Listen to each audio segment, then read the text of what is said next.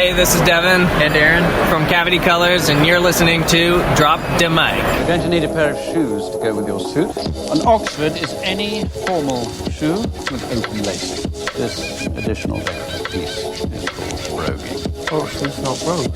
Words to live by. Words to live by. Right there. Your weapon scores are excellent, by the way.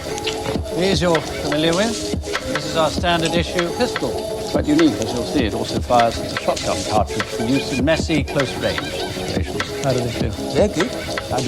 Welcome back to our San Diego podcast. This is Drop the Mic, and we are your hosts for the evening, James Warney and Wesley the Swan Swanson. Tonight, we welcome back Chris Rodriguez to the show as we discuss the first Kingsman film. How are you, Chris? I'm good. It's been a while. I'm glad I'm out of your guys' jail. I don't know what I did or how many times I made fun of Leo DiCaprio freezing his ass off that, caused me to be banished for about a month and a half. But I'm glad I'm back, so thank you. No problem. James, how about you? How are you, man? Oh, man, doing good. Excited for this episode. Definitely, right? It's a good, strong pick to follow the Street Fighter Bad episode. Yeah, that one was... it's definitely a different movie. Yeah, something else, right? And I wanted to give a shout out to Onarres, our resident DJ and co-host, who is in Oregon, I think, right now. So hopefully he's being safe and not freezing his balls off out there. So this is episode 212, Matthew Vaughn's Secret Service. But before we dive into the movie discussion, we've got a few segments to warm up all our listeners out there. If you guys want to jump right into it. Let's do it. And now for a special news report. Brought to you by Drop the Mic. All right. What do you got for us as far as on the news front, James? All right. So we got the Warner Media CEO, Ann Sarnoff, confirming basically that there are no future plans. She just wanted to make sure that nobody got any crazy ideas, that there will be a sequel to Zack Snyder's Justice League. I guess she said that this is a perfect way to end Zack Snyder's DC trilogy, which I find a little contradicting to some of the information that was going around, especially from what I could read up on, that Zack had a 5-movie plan for his universe. Warner Brothers really wanted to kind of copy the way that Marvel is doing their stuff with like a huge giant universe, and Zack really didn't have that type of plan set in motion or from when he started Man of Steel. And from what I read, his DC universe pretty much ended at the fifth Justice, or the fifth film, which would have been Justice League Part 3, something like that. But on top of that, there's a lot of rumors and stuff like that. Or like Ben Affleck, I guess, loved doing the reshoots and the high praise for the Justice League that is coming out now. He might be interested in doing he might be coming back for more movies after the upcoming Flash film. I don't know, if all that's true, or maybe he's kind of just excited for the Snyder Cut. Speaking of the Snyder Cut, did any of you guys see it? Yes, I stayed at the 2 a.m. watching it one night. Nice. So my thing is with Anne, she's not the end-all say-all for it, right? Because AT&T owns it, and that's right. When they moved forward with Snyder Cut is when AT&T bought it. I still they saw the profitability of that, and how the fans are just losing their shit for it, and how good praise is coming from it. That just listen to the fans. I mean, they're still. I remember because the day it came out, the next day I was on the Hollywood Reporter looking at all these sites. Not one fucking word about it. It was all about Captain America. It's all about Winter Soldier and the Falcon. Mm-hmm. Which blew my fucking mind that these people are out there saying, oh, no, it's not a big thing. Everyone's on Marvel's dick. The 2 greatest movies of all time is for DC. I'm just saying this because it shows artistic work, not knocking Chris Nolan off for The Dark Knight. but it's the Joker and the Snyder Justice League for different reasons. Joker does completely what it wanted to do, made massive money, rated R. It just did wonders for it. What the Snyder Cut shows is that you let a director do their vision to the fullest and don't fuck with it. If you build it, they will come. That's all it is right there. So it's like, listen to it. Listen to these shining stars. Even The Dark Knight was completely different from the movies you were getting of superhero movies at the time. Yeah. Like it's just so like, let DC be different. Let them be more adult. Let them do this. You have Shazam to be the fun kid one. That's a perfect character to do that with. Wonder Woman does not need to be that way. Green Lantern, you can have spin-offs where a certain character can be like that. But like, you don't need to do the cookie cutter cutout that is Marvel. Mm-hmm. And Marvel, it looks like they're trying to do a little like stray away from that with their shows, giving like WandaVision the freedom to do what she did, and the Falcon and Winter Soldier trying to capture Winter Soldier again. But very true.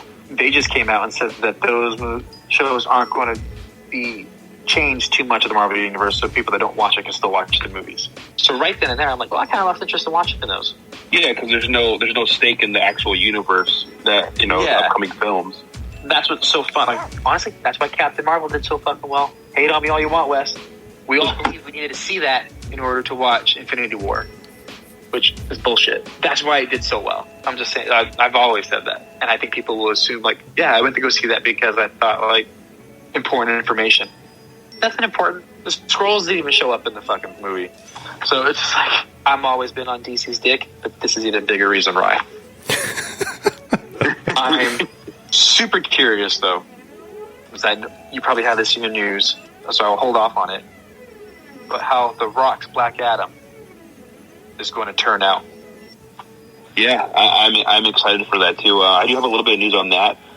Since you kind of brought it up, the news that I have, I'm not sure if it's the same one that you have. You might have found something more deeper into that. But it looks like Pierce Brosnan is cast as Dr. Fate for the upcoming Black Adam film. Yeah, no, that's it's James Bond. He's on my Google alert. Of course, the fucking pop up. Anything James Bond related, you get notified instantly. I'm super excited for that. I like the cast. I like the casting of him for Dr. Fate. I love Dr. Fate as a character. And one of the things that kind of I like about the character is if you were to use him in a series or a film, you can always replace the guy who's playing him because it's all the mask. It's the helmet. Yeah. The helmet is who the superhero is. It's just whoever puts it on, they take on that appearance. So I think that's a really cool way to kind of if the actor doesn't want to do it again. So I'm assuming he's never going to come back and do this role. That's just my opinion. But I think he'll be a great Dr. Fate, and if they decide to bring him back down the line, it'll be someone stumbling upon his mask or his helmet. I mean, and taking on the new role. I think he's just a voice. He's Rocket Raccoon. Yeah. Okay, I could see that too. Yeah. So he can do this in his closet, and he can do this the day he dies. Right. That means that's what I'm thinking. I mean, what's his name? Paul Bettany, the guy who played Jarvis in Vision. He was getting paid to do Jarvis's voice for 6 years before it became the Vision. Before Joss Whedon talked him down, hey, I'm going to make you a robot. You better love me forever and not talk shit about me. But yeah, I'm super excited for this. I'm excited for everything that's happening with that film. I know it takes place way in the past, so it's whatever's happening in the DC universe. I'm sure the Flash film is going to change a whole bunch of things, and that's going to give them a reason why to recast people and change things, like I've said before. But honestly, I'm excited for this. If they could recast everyone, I'll be happy. If they did, I'm just looking after seeing that Flash moment, which I don't understand why they would cut that the fuck out of the movie in the first place. Him ruining time in such a way. That's the whole thing. I think I would love to do an episode on that movie just because it's so I don't know. I don't understand half the reasons of what they did for the theatrical cut. Now that I've seen what I've seen, I'm totally down. I want to do a side by side. So for the first 2 hours, we'll watch the shitty cut, and then we'll the second 2 hours. Oh, this movie's still going. We'll watch that one. Right? Yeah. Yeah. Oh my God! I would love to do that, but that's for another episode. But so Pierce Brosnan as Dr. Fate, love the casting. I didn't think about him only doing the voice and having just a body double go in there and do all the physical stuff. That's a great point. I didn't think about that. Is that something you're excited on? Wes, are you into that casting? Yeah. No, yeah, I think it could be cool. Yeah, definitely. Yeah, man. I'm excited for that one. Moving on to some more news, we got John Wick, I guess, is expected to begin filming. John Wick 4 is expected to begin filming in Berlin and Paris this June. If everything goes well with COVID and then things get more under control, it looks like everyone's pretty much getting their vaccines for the most part. All the a lot of better procedures and protocols going into effect now that everyone's kind of getting things handled. But I'm excited for this to finally get made. Me and you seeing the third one was awesome, and I think we're like chomping at the bit for this fourth one. So anything Keanu Reeves is great and worth a watch for sure. Yeah, his graphic novel is getting made into a series on Netflix that he's going to be starring in and that's voicing. So great. He's playing the main animated version, voicing the main character, right? Yeah, in the end, they're doing a live action and animation version. So is he? That was part of my news too. But is he voicing? Oh, sorry. No, it's fine. We can go into it right now since we're talking about Keanu Reeves. But is he? He's voicing the anime and then he's playing the main character in the live action. Yes. Yeah. Holy crap! That's insane. It's easy, dude. Not taking anything from these voice actors. They're keeping him busy. Like, that's insane. That's just to do that. Yeah, voice acting is. I'm not shitting on anyone who does voice acting, but I mean, you can be a voice actor and live in and stay at your house all day and just record and a little setup to record. Sure, it does a number on their vocal cords and stuff, but once you got that job and you're good, you're set. So he's got it. He knows how to do voiceover. Whoa, bunch of shit. So it's exciting. The comic book by Boom Studios is just barely coming out, right? I think they're barely releasing the first issue, I think. So it'll be interesting. How do you either one of you know how to pronounce it? Is it Berserker or something? I think it's Berserker. Yeah. Okay. Yeah. It's spelled exactly how it sounds. It's like Berserker. Yeah, dyslexic people like me understand it. Yeah, it's crazy to me that it's not even out yet, and they're in love with it. Enough to make a film and a series, which is amazing. That's cool. It's hard not to love Keanu. The thing I'm looking forward to is the series, The Continental. Yes. Whenever that gets started, I'm excited for that. When that first movie came out, I'm like, they need to spin that fucking off into a show about the hotel, and they did it. It's I live it in the Truman Show. People are just taking my ideas. They're listening through your phone. That's true. That's true. I wish Alexa was my agent. That'd be pretty awesome. Oh man, yeah, I can't wait for that Continental series. It's going to be so good. But going on to some more news here, Michael Keaton. It looks like his future with the Flash film is a little uncertain due to COVID.